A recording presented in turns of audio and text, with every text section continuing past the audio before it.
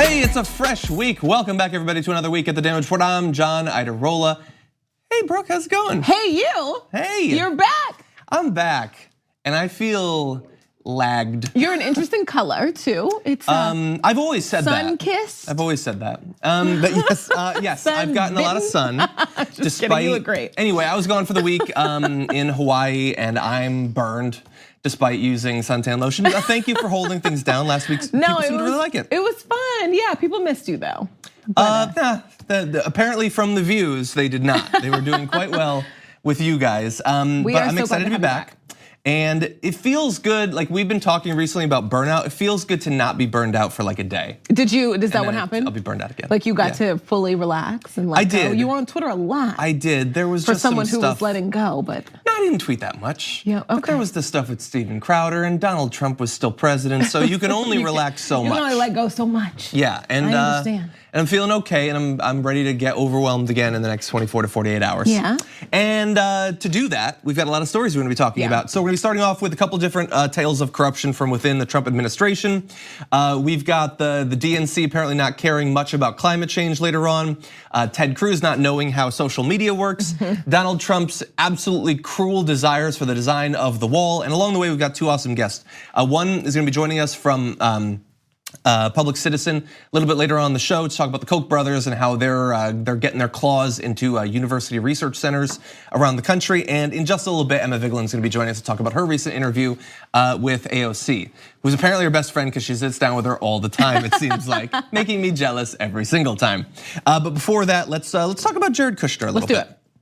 Okay. One of the companies co-owned by Jared Kushner has apparently gotten about $90 million in anonymous foreign investment in recent times. This is Cadre, and Jared Kushner's holding in this company is valued at $50 million according to financial disclosure documents. So he owns $50 million of ownership stake in this company, Cadre, and they've received $90 billion in foreign funding that we have no idea where it actually comes from. And so understand his involvement with this particular company, what it is and what it isn't. So he resigned from its board and reduced his ownership stake to less than 25% after he joined the White House. This is actually one of those companies that he initially failed to list on his first ethics disclosures, later adding the company and saying that the omission was inadvertent.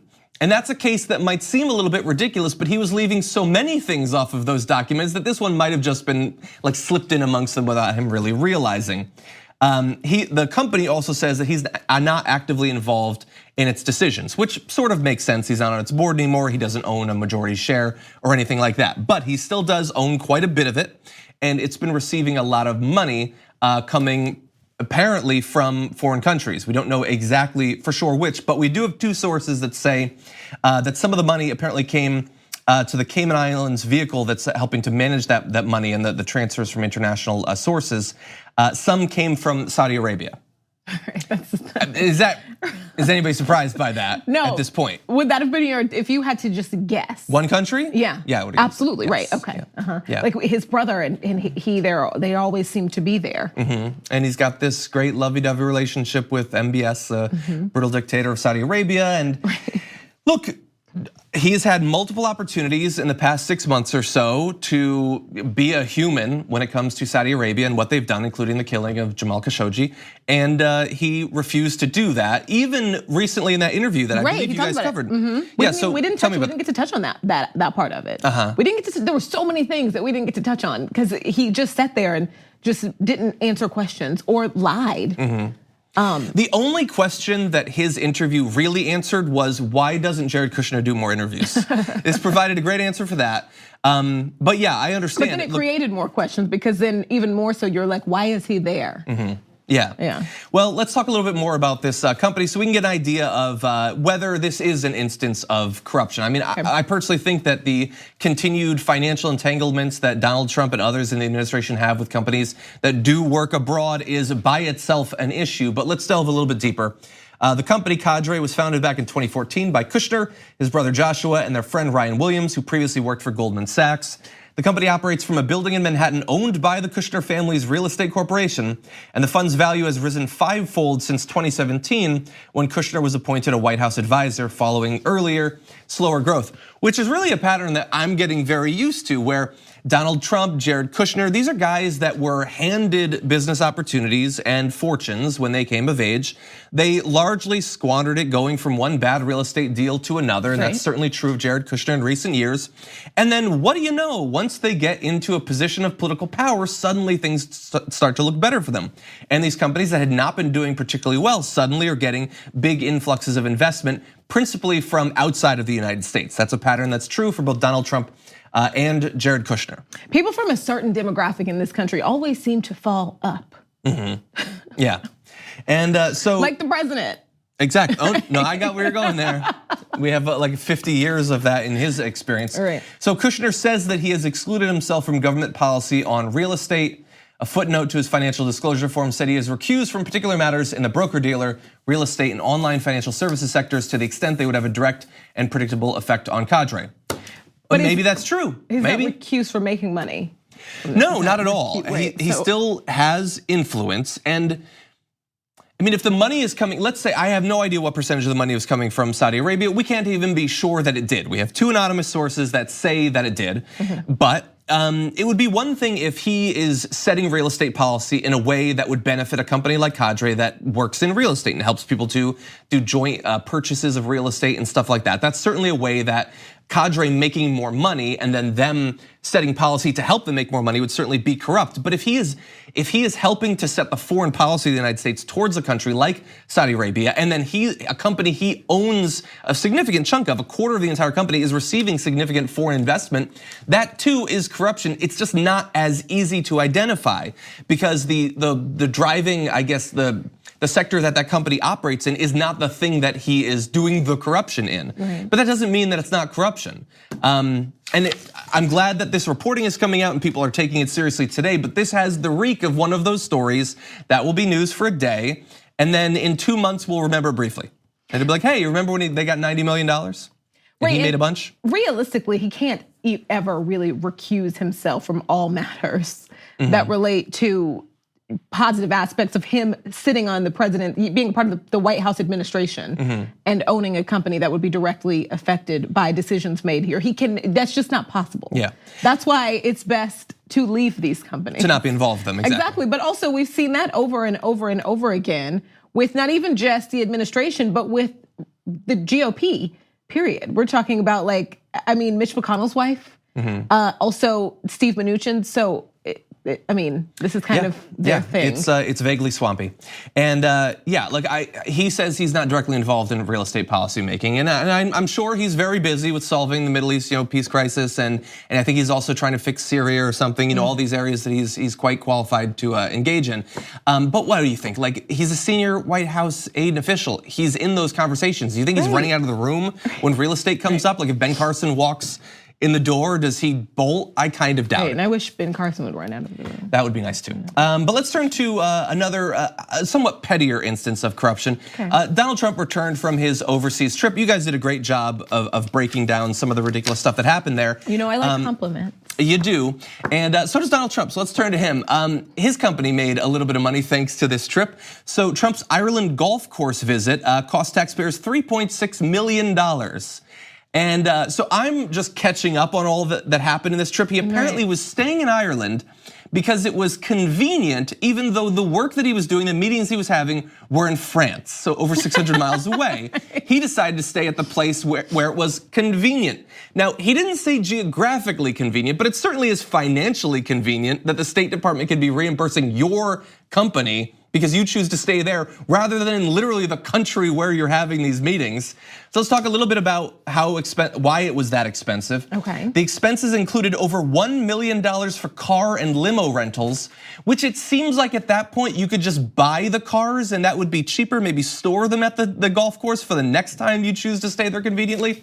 $10,000 to install temporary phone lines, $16,000 so that the Secret Service could ride around on golf carts following him while he played. And so the State Department was responsible for $1.5 million in contracts for the trip. So this is a convenient little thing where he decides to stay there. And because of that, a company that he owns, a golf course that he owns, makes millions of dollars. We are just not there as a country at all as far as how many people, the percentage of people in this country who are struggling to eat every day and feed their children. We're just not there in this country for that to be a thing. And I know, again, we're talking about types of corruption that aren't just the president. We see this in local city councils, but it's a problem. Yeah. Yeah, and this bothers me. It's millions of dollars for him. And yes, you want the president to still be able to be a normal person. That's not what I'm saying, but millions of dollars for a golf trip. That's a problem. Yeah, I want him to be a normal person, but I personally don't think that a normal person needs to take 180 taxpayer-funded trips to his own golf courses. I agree. Since he became president, that's absolutely absurd, which, by the way, the total cost to taxpayers is more than $100 million. Now, look, we talk about stories all the time that have far larger bills. I get that. And the problem of corruption is not a problem of trips to golf courses necessarily. There's far bigger structural corruption. That's true.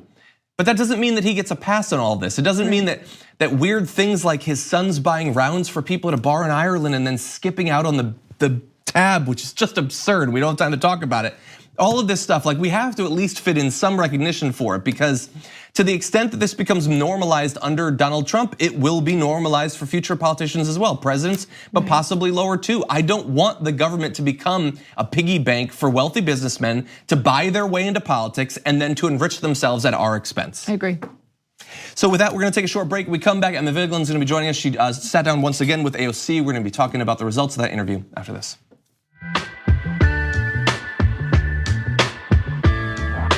We need to talk about a relatively new show called the Republic, or UNFTR. As a Young Turks fan, you already know that the government, the media, and corporations are constantly peddling lies that serve the interests of the rich and powerful. But now there's a podcast dedicated to unraveling those lies, debunking the conventional wisdom. In each episode of the Republic, or UNFTR, the host delves into a different historical episode or topic that's generally misunderstood or purposely obfuscated by the so-called powers that be. Featuring in-depth research, razor-sharp commentary, and just the right amount of vulgarity, the UNFTR podcast takes a sledgehammer to what you thought you knew about some of the nation's most sacred historical cows. But don't just take my word for it. The New York Times described UNFTR as consistently compelling and educational, aiming to challenge conventional wisdom and upend the historical narratives that were taught in school. For as the great philosopher Yoda once put it, you must unlearn what you have learned. And that's true whether you're in Jedi training or you're uprooting and exposing all the propaganda and disinformation you've been fed over the course of your lifetime. So search for UNFTR in your podcast app today and get ready to get informed, angered, and entertained all at the same time.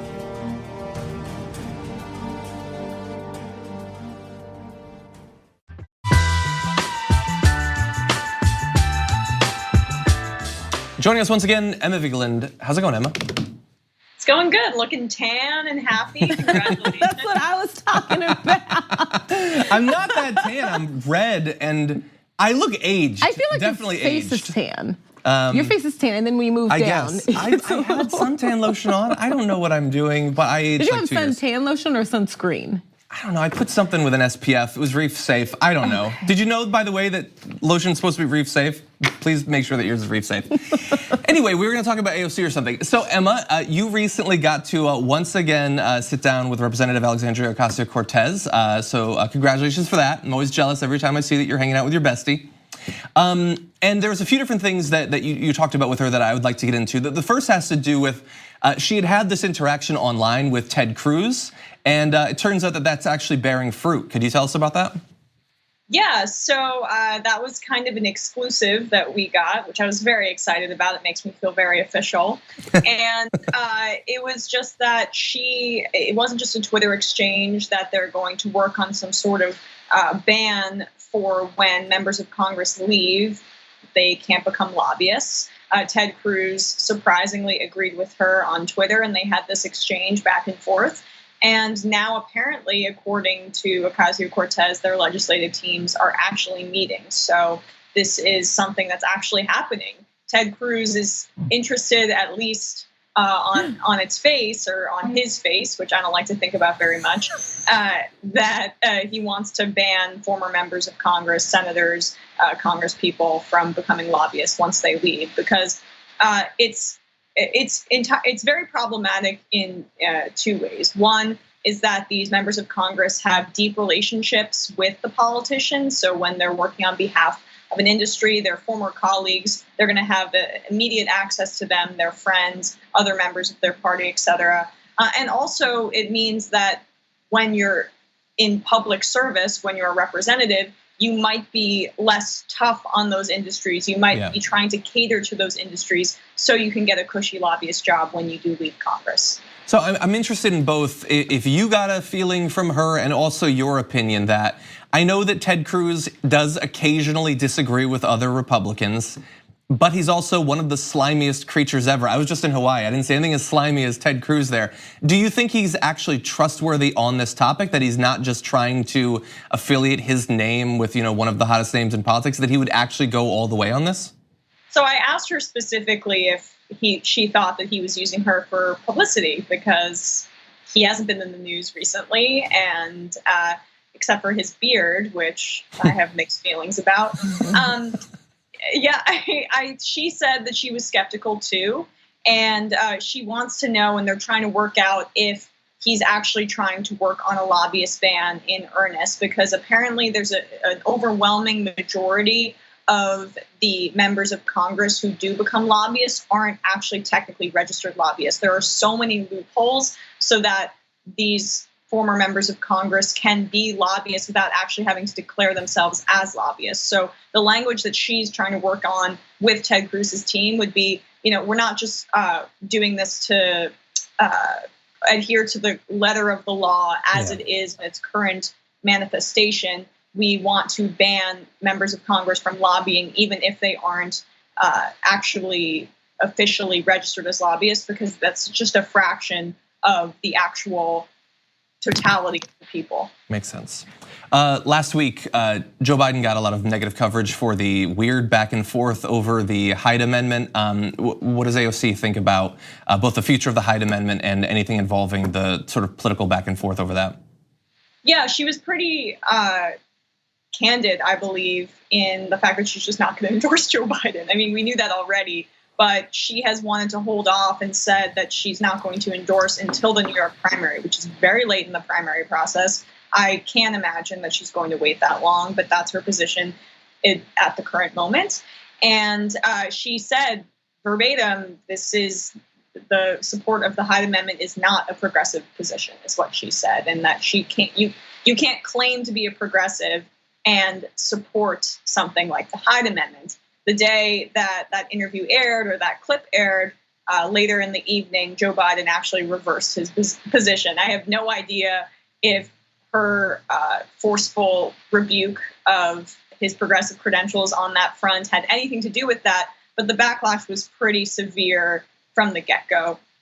Yeah, I mean, we've talked about this before, but Joe Biden claiming to be the most progressive candidate in the race, have the most progressive record, is laughable at the very least. He's been wrong on nearly every single policy position, major ones, when you go back in history. The ones where, not everyone, I mean, yeah, he's a Democrat and he's had some great votes, but when you're looking at differentiators between candidates like Bernie Sanders and candidates like Joe Biden, who have a significant legislative record, one clearly stands out as having the foresight to vote in the correct way, while the other has voted for the Iraq War, amongst many other issues, and tried to double down on the Hyde Amendment until the political pressure was too much. And seems mostly unapologetic about all of those diversions from the record you would want to have if you were claiming to be the progressive in the race. One other topic I want to talk to you about, you mentioned a little bit about endorsements. I know that AOC has said that she's obviously, I mean, she seems to like Bernie quite a bit, and she's impressed with Elizabeth Warren, who in the most recent polls has been going up in Iowa. Has she said anything else about like any other candidates that might be standing out to her? Has she given you any indication that she's a part of the Yang gang or anything like that? No, but she did say in the interview that Medicare for all, Green New Deal, college for all, that's pretty much her litmus test. Now, we have one of those two candidates who's equivocating on Medicare for all, and that's Elizabeth Warren. To me, I think it's incredibly clear who the two most progressive candidates are. I know people like to throw Tulsi Gabbard out there, but when you look at her record, it's a lot more of a mixed bag than I think the online Tulsi gang, that's what you said, Yang gang, it came to me, would like to admit. But really only one, Elizabeth Warren's biggest issue right now in her campaign, I know she's had a history of voting for the military budgets, et cetera, but she's largely course corrected in many of those areas recently, is Medicare for All. She's actively distancing herself from that, which leads me to believe that there's really one candidate that Ocasio-Cortez could endorse, and that's Bernie Sanders. And if I could add on just a little bit to that. So I know that you had tweeted earlier today, there was a photo going around of Elizabeth Warren that she has a sign for that, all these signs of different issue areas. Yeah. And you tweeted that there wasn't one for Medicare for All. And I thought, well, is that really fair? Like, she doesn't have it on a sign, but I'm sure, like, for instance, if I go to her campaign website, it's gotta be one of the top things. And so I went to elizabethwarren.com and it was not one of the things listed on her website. And so I thought, points for Vigeland there. Well, no, I mean, it's become, look, I'm a huge Elizabeth Warren fan, and I've said that the backlash against her from some of the Bernie Sanders fans, and I would include myself in that, it's ridiculous. It's so over the top. There's not one candidate that's closer to the issues than Elizabeth Warren, and she's even better on some issues than Bernie Sanders is, and more detailed, I would say. With her tuition-free college plan. She's clearly worse on foreign policy and clearly worse on Medicare for All. There's no way around it. But I think like what bothers people most about her is that she's very politicky in the things that she chooses not to focus on. So she's clearly distancing herself from Medicare for All. And it's kind of reminiscent of what she did in 2016, where she's made an obvious calculation and she doesn't really have an answer for it. And that's a bummer about her. So I think that AOC is going to endorse Bernie Sanders, and I think it's pretty obvious. Well, I would just say one additional thing for people watching who want Elizabeth Warren to move back in the right direction on Medicare for All. I doubt that Elizabeth Warren sees the path to the nomination as trying to get like Klobuchar fans. She seems to be taking some support for Bernie Sanders.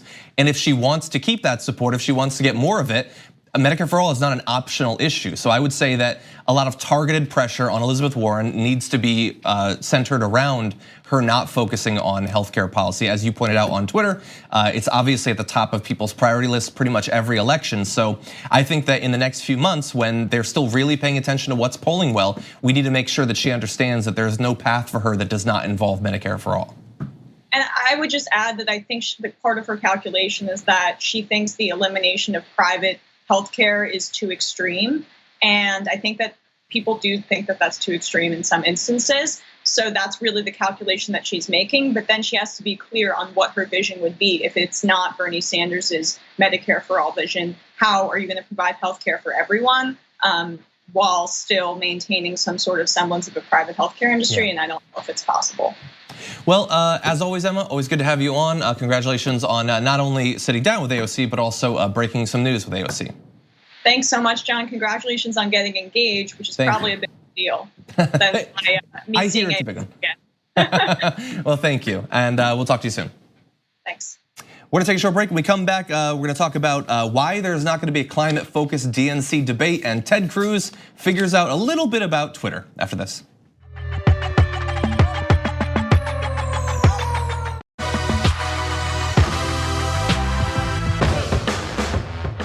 It's time for a bit of a debate here on the Damage Report. Oh, don't do over that. A climate-focused debate in the Democratic primary. It's been a big topic of discussion for the last week or so, with Tom Perez telling a group of activists it's just not practical. He added, and as someone who worked for Barack Obama, the most remarkable thing about him was his tenacity to multitask. And a president must be able to multitask, which is a weird evasion. Whether you think there should be a climate-focused debate or not, I don't really see what that has to do with anything. Right. He goes on to say, so these debates, and we will have issue areas in debates, including but not limited to climate, but it's just not practical for us to have one debate on democracy reform, one debate on voting. So here's what we do in addition. There are candidate forums that are separate from debates, which is true. There will be 1 billion town halls on CNN through the course of this primary. Many of them will be focused on particular issue areas, which is awesome. It's not the same necessarily as a DNC debate. So let's just talk briefly. I know you feel like it's not necessary, right? Yeah, I because you don't care about climate change, you don't believe in the science. Somebody's gonna clip that. It's just gonna be just that. And I'm gonna get tweets about it forever. And I have been so nice to you, keeping your show afloat. You did, thank while you. you were swimming in the ocean. Thank you. Okay. Rapidly rising ocean, by the way. So answer that. I do care about climate change, and I would like to see lots of questions and answers on climate change. I want to very clearly see where these candidates stand, but I think you and I both agree that we cannot have a separate debate on every single issue, right? Not on every issue, but one of my frustrations with Tom Perez is that he referred to climate change as a single issue, and I do not see it. I don't even see it as just the biggest issue. It's not one issue. It's an issue that touches all issues. It's a foundational, fundamental issue. That's like, it makes me think that he hasn't been paying attention to any of the conversation around the Green New Deal, the entire thrust of which is to convince people that this is not just about carbon, parts per million. This is something that's going to affect foreign policy. It's going to affect wars between states, wars within states. It's going to affect jobs. It's going to affect environmental jobs. It's going to affect so many of these different things. Absolutely, and I think that all you have to tell me is that we just want to save the earth so we can live on it a little bit longer. I'm there. I also want to do that. I'm there. Even if, you know what I mean? So I get that, but I do think that if I were to pick, and I hope this doesn't make you cringe, but yeah, if I were to pick, I want to talk about criminal justice. We have multiple candidates there. No, but I just feel like if we only had to pick one thing, right? Just one thing that we're just gonna single and we're just gonna talk about this for a debate. I want to talk about criminal justice. I want to get the hundreds of thousands of black and brown men home with their kids, with their wives, with their mothers, with their family, and not sitting in federal prison for life without the possibility of parole for marijuana in states that marijuana can be bought by walking into a store. Yeah, I want to talk about that. I want to talk about, especially to the people where we have two of our front runners, whatever their reasoning, voted for a crime bill that disproportionately affected black and brown people. I want to talk about criminal justice. I want to talk about that with those two people. I want to talk about that with Elizabeth Warren. I want to talk about that with Kamala Harris. That is, I don't think that we should have to, I don't think that we should have to separate our identities, okay? So I'm a black person, I'm a woman. I am a human being that wants this earth to survive, but yeah, that is of the utmost importance to me. And that doesn't mean that it's not important to me to care about this earth, but I think that if we had to pick one thing, we all, and I hate this and I hate talking about this. I hate being honest about where I stand on certain things because I'm gonna be called a right winger or something like that because I care about getting black people out of prisons that don't belong there. But which is on its face not a position the right wing holds. So. I know, but I just I get what you're saying. Why not have an entire debate on reparations? We just saw a study just last week where because of redlining in Chicago, black people just since I think the 70s lost $3 to $4 billions in personal wealth. That they could have had by having that they could have had by without these racist. So let's talk about that. Let's have, but nobody even wants to. There is no even really it's a non-starter. Reparations. It's a non-starter for a lot of people. Well, I'm assuming that there will be questions about it now, right? Thanks to the fact that many candidates have talked about it. I would be perfectly fine with there being a debate focused on criminal justice reform. The thing though, and I get that this won't be persuasive because it wasn't during the break.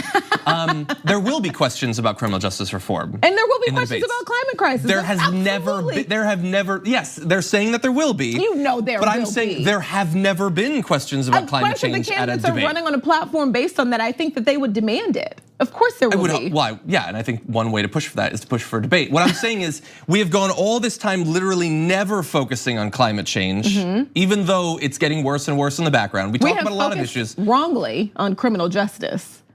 So now we need to have a positive conversation about it. We need to have a fair I'm totally fine with having that. I just think that I would put this on the same level. I mean, for me personally, I would put it above in terms of importance because I think the future of our civilization, our species is on the line. I agree, and I think that is important. For me,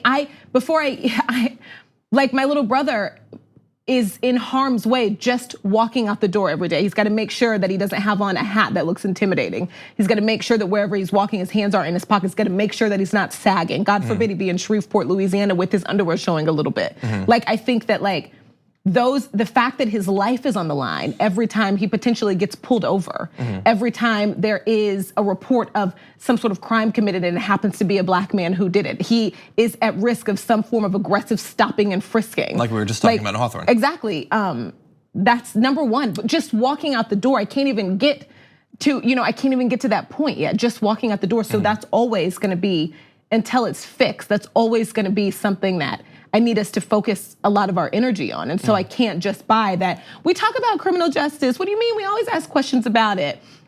I can't, Was that me? No, I mean, it's just that like, it's still so broken that it doesn't even matter that we've talked about it before. I understand that. We may as well not have talked about it. The questions having been there doesn't mean that we've solved it, but at least it is something that people acknowledge as an issue. Whereas we have, as a political system, we have pretended that climate change is not an issue for decades. I feel like acknowledging it is not just talking about it, it's actually doing something about it. Well, yeah, but we're still just talking about debates. No legislation is going to be passed there, but at least some focus will be put on it. How about a compromise? We do both. Yes, absolutely. Okay, we'll have focus on both of those and probably a couple other things. We'll put together a platform. We'll get Cenk to go to Iowa or something. That's what we'll do. And we'll push for it. Okay, let's do that. Okay, that's fair. Did we agree? There, going across the aisle from the progressives to center. No, just kidding. Okay, anyway, so we're gonna take a short break. We come back, another interview for you after this.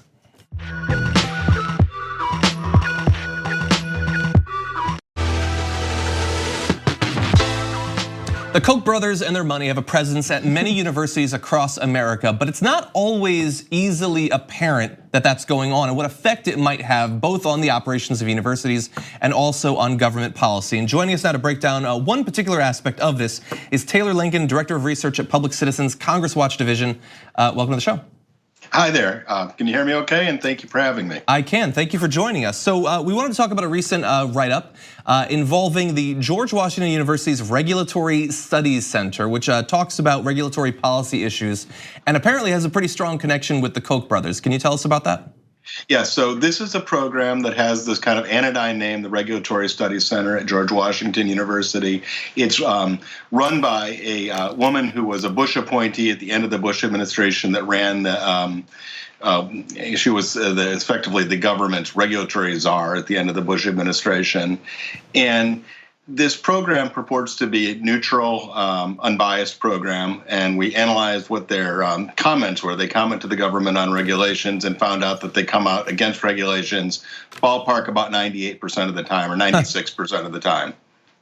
Just out of curiosity, because I did find that statistic to be very interesting, do we have any idea what the 4% of the time is or the 2%? Like what regulations are they in favor of?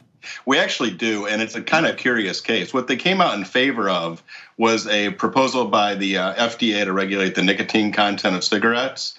But the proposal also included a request that they let free nicotine content in non-combustible cigarettes. So they regulated traditional cigarettes, and they wanted them to let free the nicotine content on non-combustible cigarettes, which makes me wonder if that was actually a backdoor deregulatory request as well. Yeah, that's interesting. Are the non-combustible cigarettes, are we talking about like vaping or something like that? I think so, yes. Interesting, okay. Well, maybe that'll win over some of the college students for them, perhaps. So how significant then, I mean, you talked a little bit about the history, but in terms of the continued funding and operation of the Regulatory Studies Center, how significant is Koch money there? Well, so we're able, they don't say who their funders are for the most part, but we're able to look at foundations and what they disclose contributing to the Regulatory Studies Center. And we were able to conclude that big contributors include the Koch Foundation run by Charles Koch. Exxon is another big contributor. There's another thing called the Searle Freedom Trust, which is almost a cousin of the Koch Foundation. It's another free market foundation. The US Chamber of Commerce is another, and then a whole bunch of industry trade associations and even some individuals who are big figures in the anti-regulatory world in Washington, like, for instance, David Rosen, who helped to write the proposal to freeze fuel economy standards and just recently was bumped up to being the Deputy Attorney General. So I've previously read about the Koch brothers setting up like endowed chairs and things like that at universities. I know in Florida they get involved with economics departments, things like that. How broad is this sort of issue? I know that that's not the principal focus of your study, but are we talking about many universities across the United States that they are personally involved in? And that's an excellent question, and I think it is part and parcel, a big part of our study. So Charles Koch has been talking about using universities to influence policy since at least 1974, and was very explicit about it. He said that this is a way to influence policy that doesn't evoke the same kind of reaction as traditional politics does.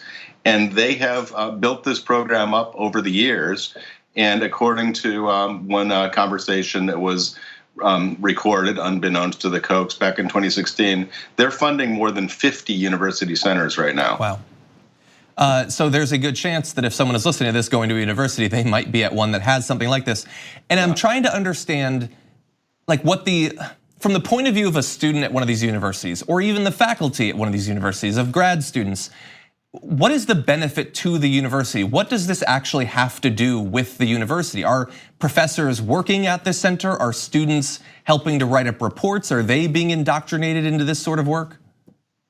I guess it's kind of, I suppose it could probably vary by university. I would say that a lot of the universities that the Kochs have funded have not been huge names on a national scale. College of Charleston, Troy University in Alabama, and Clemson University. I mean, I don't mean to denigrate those universities, but traditionally they haven't been Ivy League schools and such. So I suppose one of the aspects for the Kochs is they're pumping in resources and funding, and what university is going to look away from that, all things being equal. So I think that that's a big one. I think it also probably raises university's profile, although it can come with some baggage. But the base camp for the Kochs has always been George Mason University here in Northern University, and that university's profile has been increased significantly because of the Kochs funding.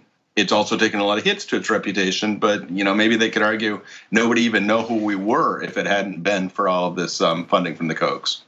And so, as you pointed out, this is a way to have an influence on politics without sort of raising people's red flags, like through traditional political means. And so, the sort of work that you and the center are doing to shed light on this is incredibly important. And so, we appreciate your contribution in that area. Well, I really thank you for having me. Thank you. Hopefully, we'll talk to you again soon. We're gonna take a short break here. We come back, updates on the wall, Donald Trump getting involved in its design and even its color after this.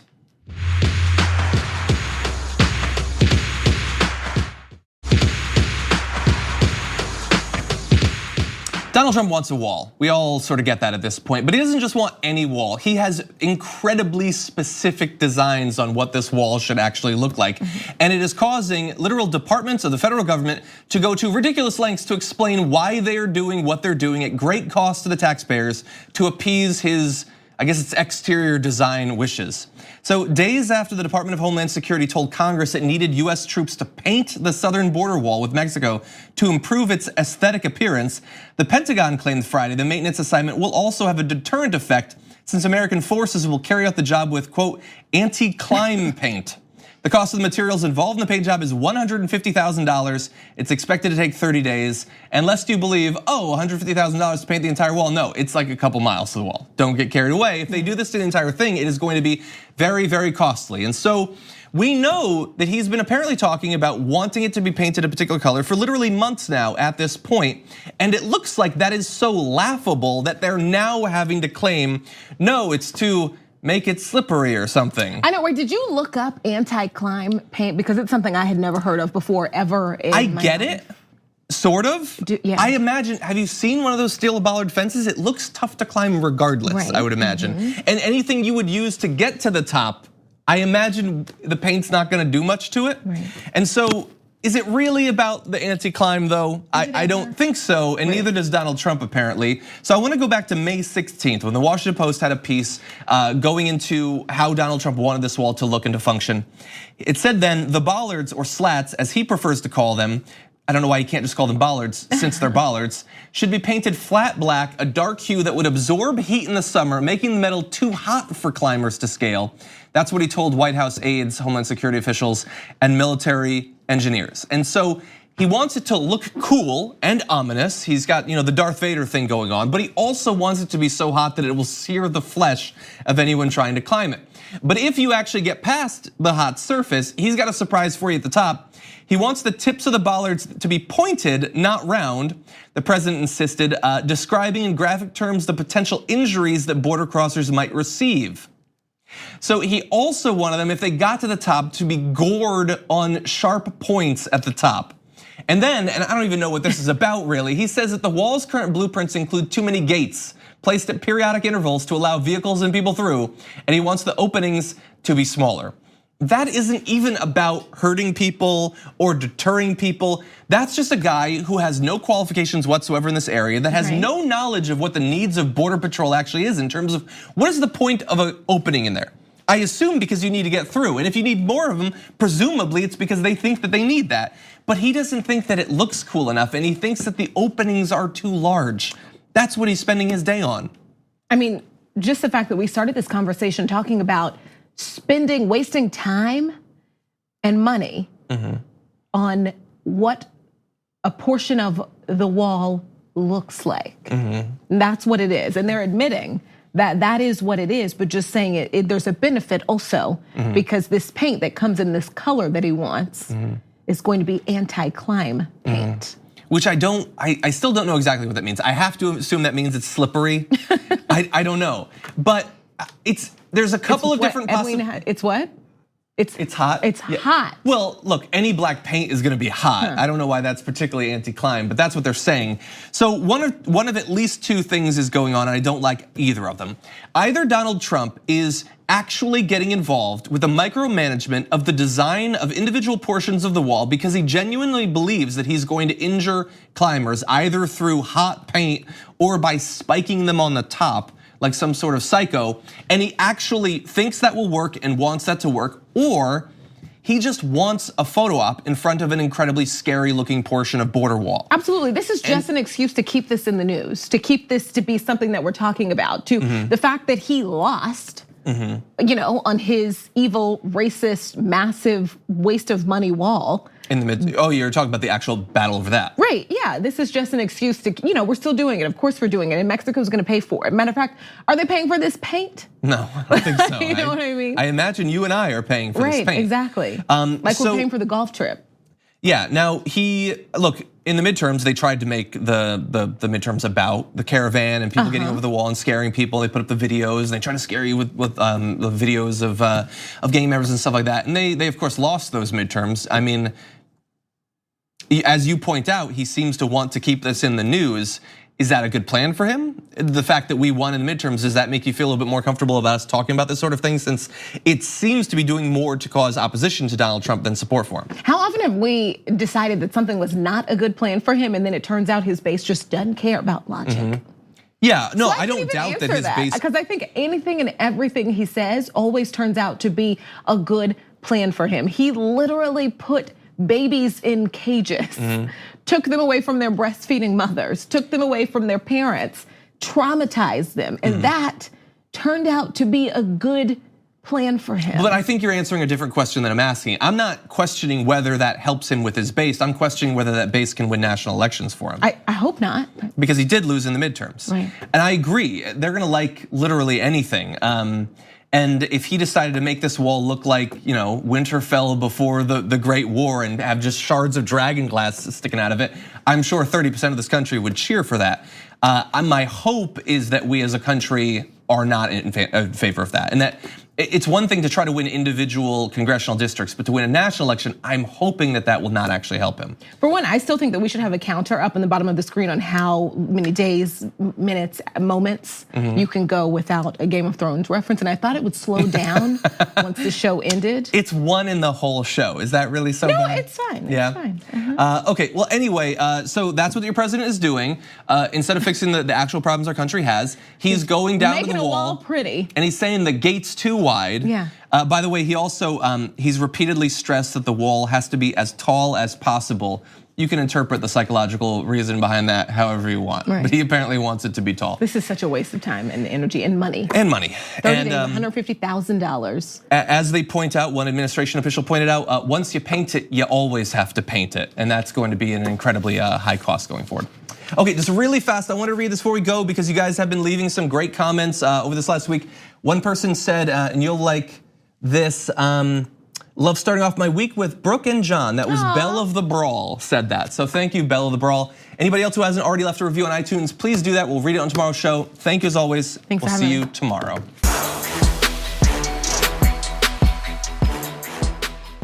Thanks for listening to the full episode of The Damage Report. Support our work, listen ad-free, access members-only bonus content, and more by subscribing to Apple Podcasts at apple.co/TYT. I'm your host, John Adarola. I'll see you soon.